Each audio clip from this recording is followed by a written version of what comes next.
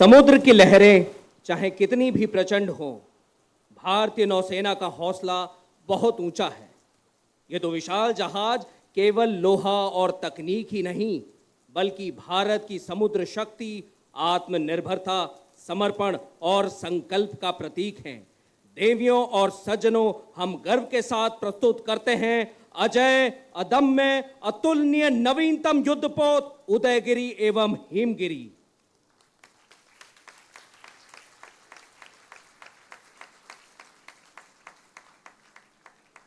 अब मैं माननीय रक्षा मंत्री श्री राजनाथ सिंह जी से विनम्र निवेदन करूंगा कि वे कृपया सभा को संबोधित करें। देवियों और सज्जनों, करतल ध्वनि के साथ स्वागत करें भारत के रक्षा मंत्री श्री राजनाथ सिंह जी का।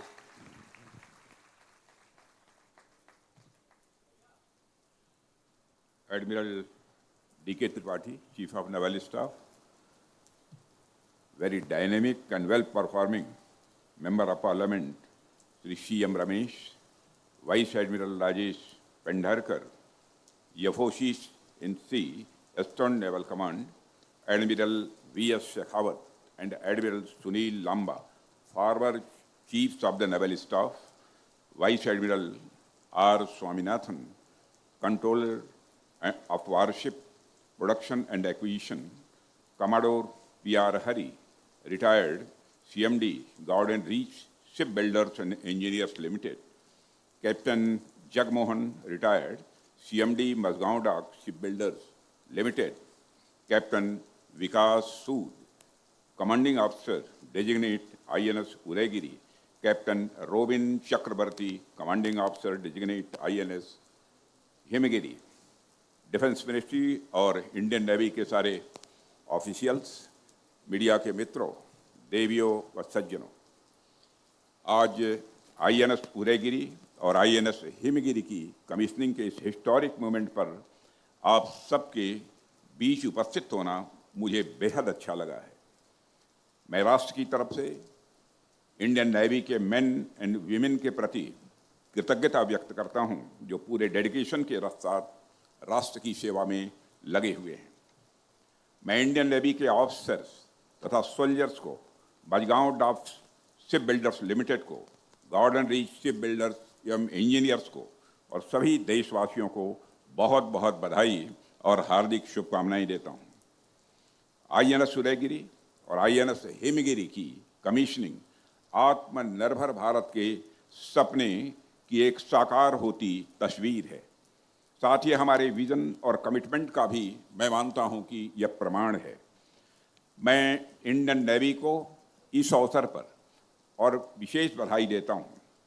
आईएनएस उदयगिरी और आईएनएस हिमगिरी के शामिल होने से हमारी नेवी की स्ट्रेंथ, उसकी रीच और उसकी रेजिलियंस में भारी बढ़ोतरी होगी, ऐसा मेरा विश्वास है।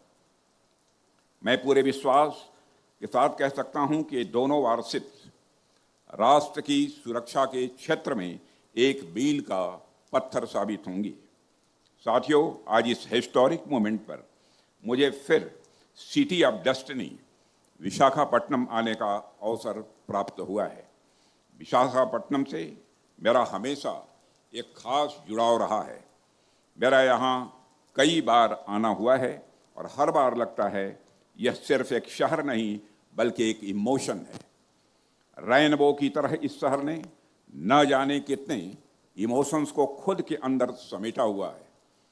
हमारी नेवी की स्ट्रेंथ हो, इंडस्ट्रियल डेवलपमेंट हो या कल्चरल आइडेंटिटी, विशाखापट्टनम की एक अलग ही वाइब्रेंसी है।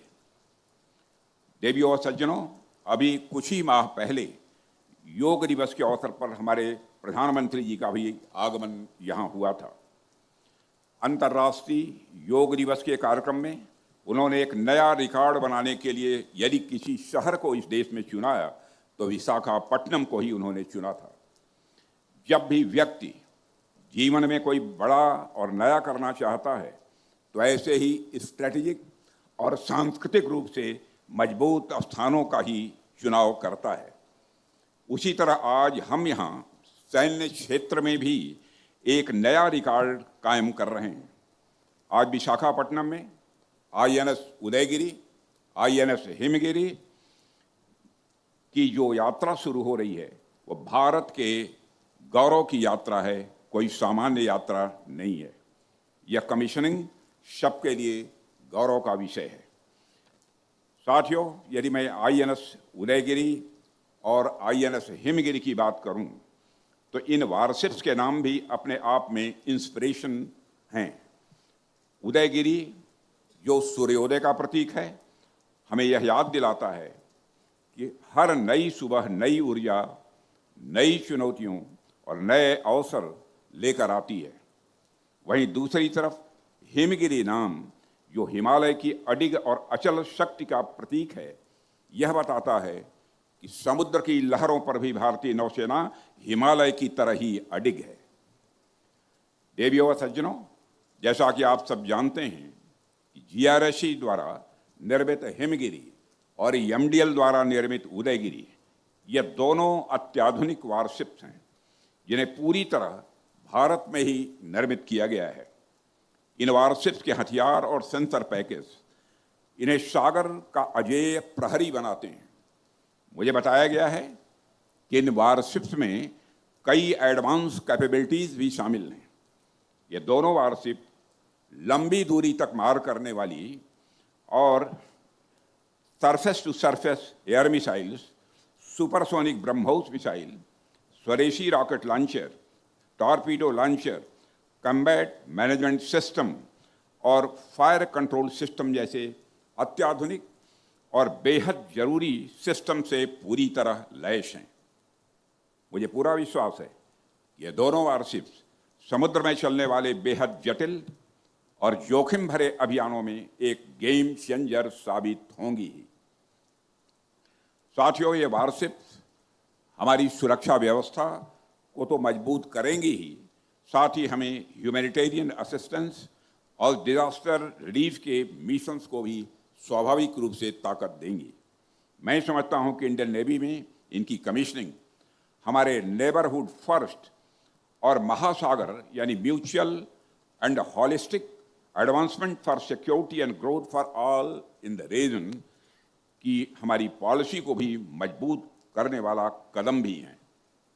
साथियों, आज जब आईएनएस उदयगिरी और आईएनएस हिमगिरी हमारे बेड़े में शामिल हुए हैं, तो मुझे एक कथन याद आ रहा है कि old warships never die, they are resurrected in another avatar. आप में से कई लोगों को यह पता होगा कि 1974 और 1976 में हिमगिरी और आईएनएस उदयगिरी को हमारी नेवी में कमीशन किया गया था। आज जब हम मॉडर्न डे आईएनएस हिमगिरी और आईएनएस उदयगिरी की कमीशनिंग पर उपस्थित हैं, तो मैं ये कहना चाहूँगा, यह सिर्फ भारतीय नौसेना की क्षमता में इजाफा नहीं है, बल्कि यह एक स्पष्ट संदेश भी है कि भारत अपनी समुद्री सीमाओं की सुरक्षा के लिए पूरी तरह से सक्षम है और किसी भी परिस्थिति में पूरी तरह से तुरंत प्रतिक्रिया देने के लिए भी तैयार है। साथियों, इन दोनों युद्धपोतों की कमीशनिंग से भारतीय नौसेना को ब्लू वाटर नेवी के रूप में और भी मजबूती मिली है और अब हम न केवल अपने कोस्टल एरियाज बल्कि इंडियन ओशन के दूर दराज के हिस्सों में भी, चाहे वह पायरेसी से मुकाबला हो, स्मगलिंग और इलीगल ट्रैफिकिंग के विरुद्ध कोई लड़ाई हो, समुद्री आतंकवाद पर अंकुश लगाना हो या फिर प्राकृतिक आपदा के बाद लोगों को राहत पहुंचानी हो, इन एडवांस स्टील्थ फीचर और मल्टी रोल कैपेबिलिटीज वाली हमारी यह वारशिप के साथ हर स्थिति में तेज और निर्णायक कार्रवाई ये कर सकेंगी। साथियों, भारत एक ऐसा राष्ट्र है जिसकी पहचान केवल जमीन से नहीं बल्कि समुद्र से भी जुड़ी है। हमारे पास 11,000 किलोमीटर से भी अधिक लंबी समुद्र तट है। 3 दिशाओं से समुद्र से हम घिरे हुए हैं। हमारा फ्यूचर, हमारी प्रॉस्पेरिटी, हमारी सिक्योरिटी, सारी चीज़ें हमारे समुद्र से बेहद गहराई से जुड़ी हुई हैं। इतिहास गवाह है कि प्राचीन काल से ही समुद्र ही हमारे लिए कनेक्टिविटी, ट्रेड और कल्चरल एक्सचेंज का एक सबसे बड़ा माध्यम रहा है। समुद्री जलमार्ग हमें दुनिया से जोड़ते रहे हैं और यही हमारी इकोनॉमिक प्रोग्रेस के सबसे बड़े फैक्टर्स में एक हैं। आज के दौर में इन समुद्री रास्तों को सिक्योर और स्टेबल रखने का दायित्व भारतीय नौसेना ने अपने कंधों पर उठा रखा है। हमारी नौसेना भारत की समुद्री शक्ति का सशक्त प्रतीक है। यह न केवल हमारे कोस्टल एरियाज की रक्षा करती है, बल्कि इस बात को भी इंश्योर करती है कि इंडियन ओशन रीजन में भी पीस और प्रॉस्पेरिटी बनी रहे। आप सब तो इस बात का फर्स्ट हैंड एक्सपीरियंस रखते ही हैं, जो लोग अधिकांश मौजूद हैं यहाँ पर, कि भारत वैसे भी इंडियन ओशन रीजन में फर्स्ट रेस्पॉन्डर के रूप में कार्य करता है। हमारे किसी भी पड़ोसी को जब भी कोई समस्या आती है, हम सबसे पहले वहाँ पहुँचते हैं। और आप सबने देखा होगा, अभी 2 महीने पहले की बात है, कोची से लगभग 140 नॉटिकल माइल दूर किसी शिप में डिस्ट्रेस की खबर मिली थी। इस खबर के बाद हमारी नेवी तुरंत हरकत में आई और 8 चाइनीज नेशनल्स सहित 18 लोगों को रेस्क्यू किया गया। यह एक फर्स्ट रेस्पॉन्डर के रूप में भारत की इम्पोर्टेंस को दर्शाता है। साथियों, आज ये दोनों वारशिप्स की कमीशनिंग के अवसर पर मैं एक और बात आप लोगों से साझा करना चाहूँगा। कुछ समय पहले हमने एक और कमीशनिंग देखी थी, INS तमाल की। वह एक मल्टी रोल स्टील्थ फ्रिगेट है जिसे रूस में बनाया गया और हाल ही में कुछ समय पहले उसे भारतीय नौसेना में शामिल किया गया। INS तमाल का इंडक्शन हमारे लिए गौरव का विषय है, लेकिन इससे भी बड़े गौरव का विषय यह है कि भारत के लिए फॉरेन मेड शिप का आखिरी ऑर्डर था। जब हम डिसाइड कर चुके हैं कि फ्यूचर में इंडियन नेवी के लिए कोई भी जहाज विदेश में नहीं बनेगा, हम अपने जहाज स्वयं ही भारत में बनाएंगे। देवियों और सज्जनों, यह आत्मनिर्भरता का हमारा पक्का संकल्प है। यह डिफेंस प्रोडक्शन में सेल्फ रिलायंस की ओर हमारा ये बहुत ही डिसाइसिव स्टेप है। INS उदयगिरी और INS हिमगिरी उसी संकल्प का प्रमाण है, मैं यह मानता हूं। आप सबको जानकर यह बेहद खुशी होगी कि इंडियन नेवी ने इन वारशिप्स की कमीशनिंग के साथ ही सेंचुरी पूरी कर ली है।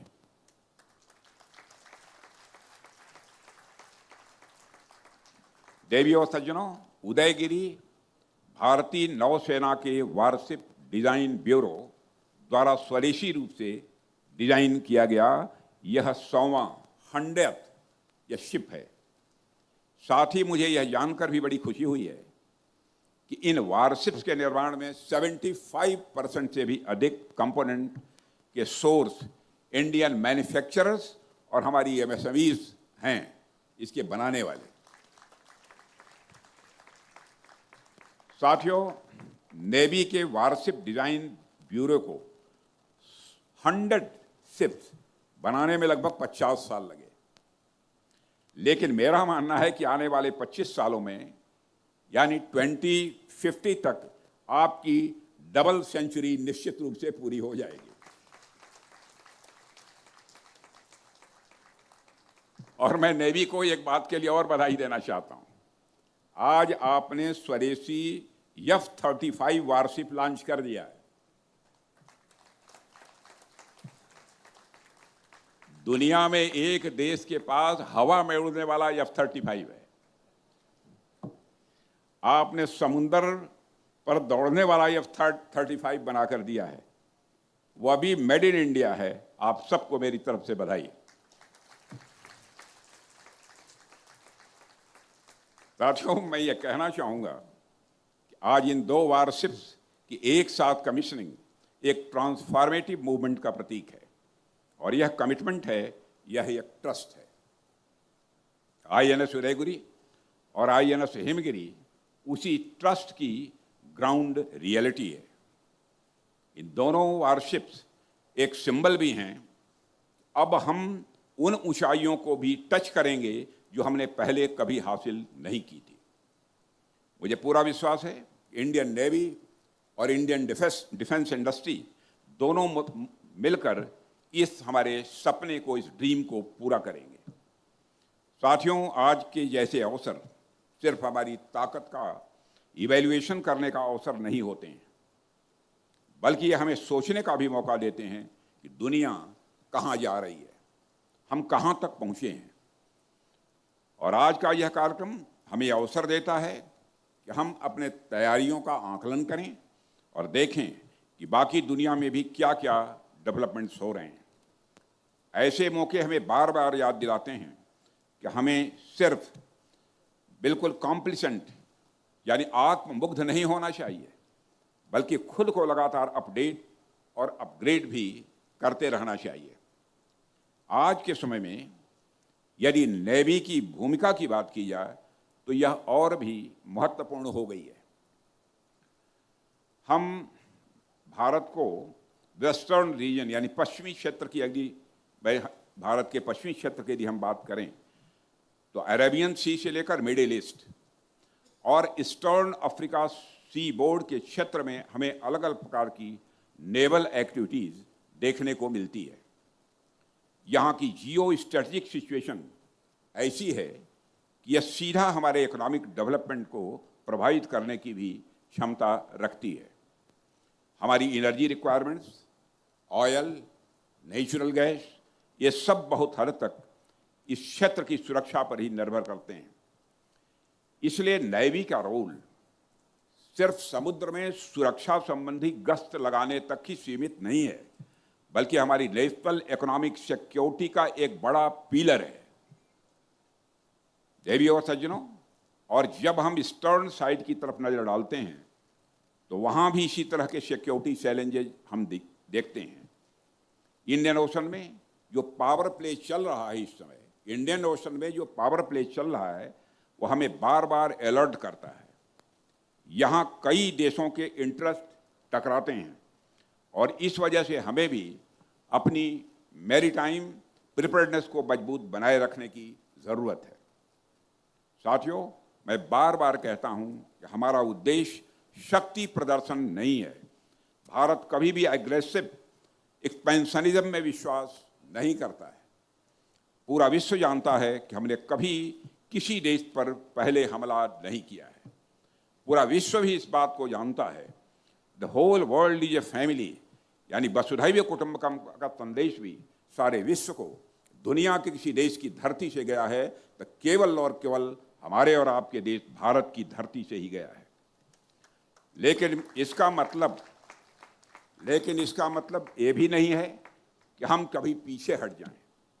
जब हमारी सुरक्षा पर हमला होता है तो हम उसका सही रिस्पांस देना भी जानते हैं। साथियों, पहलगाम के उस कायराना हमले को बीते अभी बहुत दिन नहीं हुए हैं। धर्म पूछकर निर्दोष लोगों को आतंकवादियों ने मार दिया। हमारे मासूम नागरिकों पर किया गया यह हमला हमारे लिए एक चैलेंज था, लेकिन हमने बिना उत्तेजना के बहुत सोच समझकर एक इफेक्टिव और एक प्रिसाइज रेस्पॉन्स दिया। हमने ऑपरेशन सिंदूर चलाकर आतंकवादी ठिकानों को जड़ से खत्म करने का संकल्प लिया और उसको अंजाम भी दिया।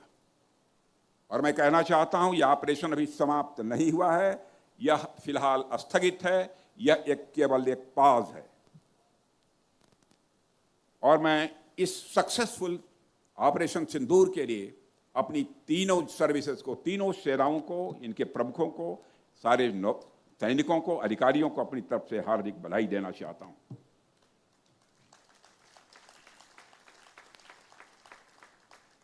साथियों, भारत ने हमेशा दुनिया को शांति का संदेश दिया है, यानी हम अपनी तरफ से कभी भी जंग नहीं छेड़ते हैं। यह भारत का इतिहास बतलाता है। लेकिन हमारी राष्ट्र की शांति और सुरक्षा के लिए कोई चुनौती खड़ा करेगा तो हम उसका मुंह तोड़ जवाब भी देना जानते हैं और देते रहेंगे। देवियों सज्जनों, ऑपरेशन सिंदूर के दौरान हमारी आर्म्ड फोर्सेस ने दुनिया को दिखा दिया है कि हम जरूरत पड़ने पर किस तरह से एक्ट कर सकते हैं। वारशिप्स की क्विक डिप्लॉयमेंट को लेकर इंडियन नेवी की प्लानिंग और एग्जीक्यूशन भी उस ऑपरेशन के दौरान बहुत ही इफेक्टिव रही है। यदि नेवी को यदि अवसर मिल गया होता तब तो कुछ और भी संदेश चला गया होता। और इस बात की जानकारी उनको भी थी जिनको होनी चाहिए।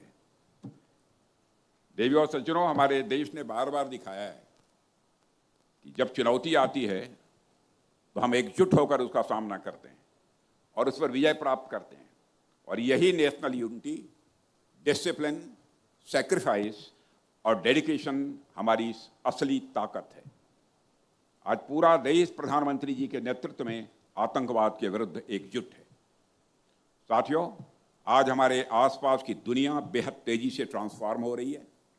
इस बात को ध्यान में रखते हुए भी मैं यहाँ आप सबसे कुछ कहना चाहूँगा।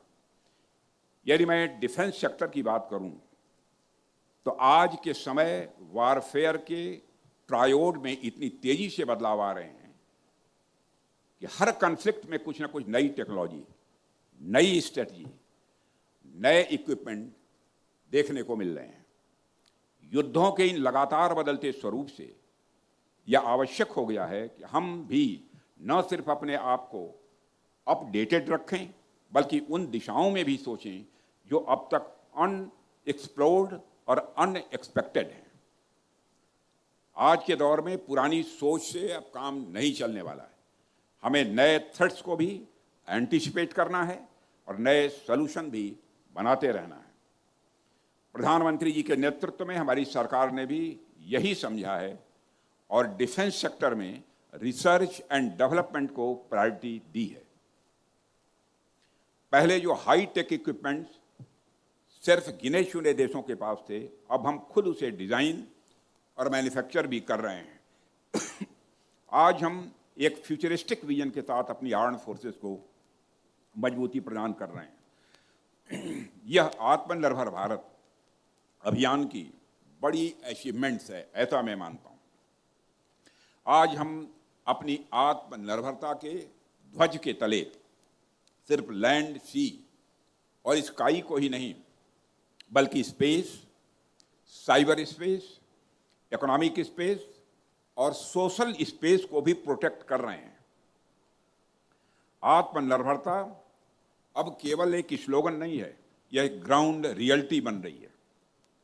और इससे हमारे साइंटिस्ट, हमारे सभी सेनाओं के ऑफिसर्स और उसमें और हर व्यक्ति की मेहनत है जो दिन रात इसमें लगन के साथ काम कर रहे हैं। इसी कारण आज हम यह भी देख रहे हैं, कुछ साल पहले जो नाम को मुमकिन लगता था अब वह मुमकिन हो गया है।